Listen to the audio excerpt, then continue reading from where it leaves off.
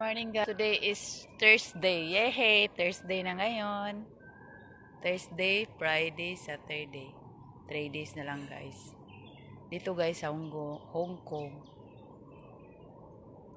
Masaya kami pag araw ng Sunday kasi makakalabas at makakakain ng masarap na pagkain.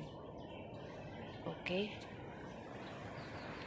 Guys, nag-order po ako ngayon ng gatas sa Pilipinas. Grabe, mahal na pala ang gatas noon sa Pilipinas. Isang pouch ng Bear Brands, 20 na ang retail. Ang wholesale, 12 something, 12 to 13. Jesus.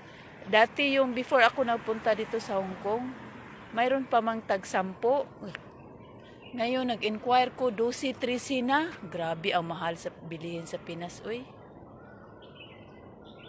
Kaya, sa mga nandyan sa Pilipinas, kapag wala kayong trabaho dyan, huwag kayong mag-atubili, punta kayo dito sa Hong Kong. Marami namang agency dito sa Hong Kong.